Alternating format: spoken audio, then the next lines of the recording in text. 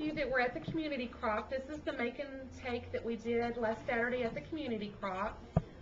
This is what we would consider probably the medium size.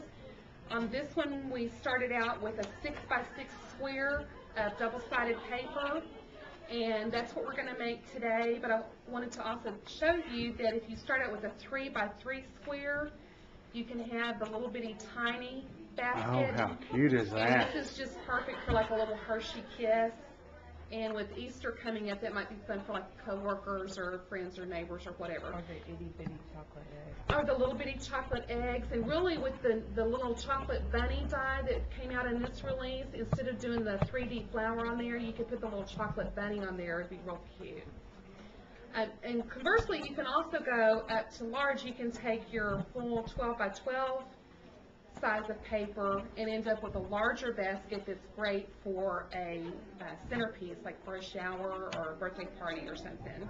But today, as I mentioned, we are starting with a 6x6 square of paper, and we have these pre-cut for you already. And as Jason mentioned earlier, we're going to be using the score pail, and you can do any size square that's easily divided by 3. And since this is a 6x6, we're going to score it on 2 inches and on 4 inches. And on this score pail that I brought with me, I have marked it for you. And I'm going to try to demonstrate this upside down like Jason did. We'll see how I do. Oh, and this is not real heavy cardstock. It's basically just kind of some heavy-duty paper. So you don't have to press down very hard at all in order to get a good score. You just follow that ridge down at 2. And again at 4. Hey, look, I did it. And then we're going to turn it and do the same thing. And I'm going to go ahead and lay it down since y'all have seen that, what that looks like. So on the original side, you score it at 2 and 4, and then you turn it and score it 2 and 4 again.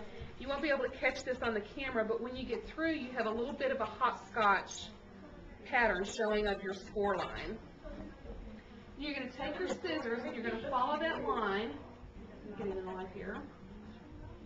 You're going to follow that line and cut it right to your middle line. On this side and on this one as well.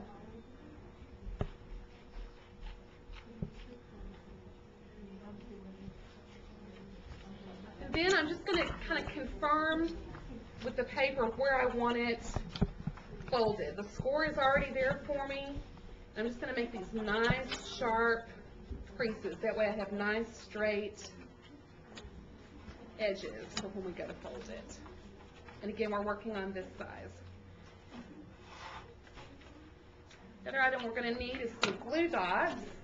And Sherry has these here in the store.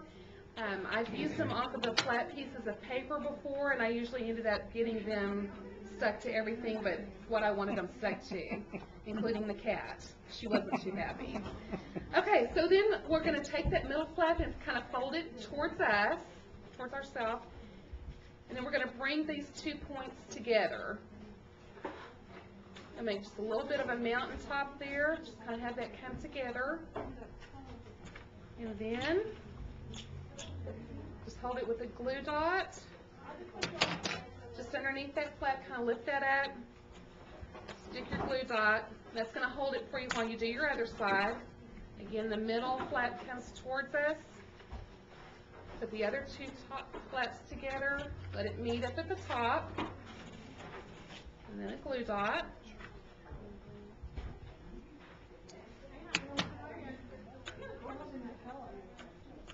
One of the ladies at the community crop, I was using so many glue dots, she said, I guess that could be a drinking game. I don't know, but anyway, we do use a lot of glue dots in this. I'll try it. Jason's going to try it for us. Okay, so we have our basic basket shape there, and you could, if you were wanting to do some little favors, you could leave it without the handle. But we're going to go ahead and add a handle to this one, and which we've already cut, and I usually just cut the handle length about the same size as my square. So since I have a 6x6 square, I cut my handle about 6 inches in length. And I want it to contrast. You can do it whether it goes matches or whether it contrasts, either one. And again, a couple more glue dots.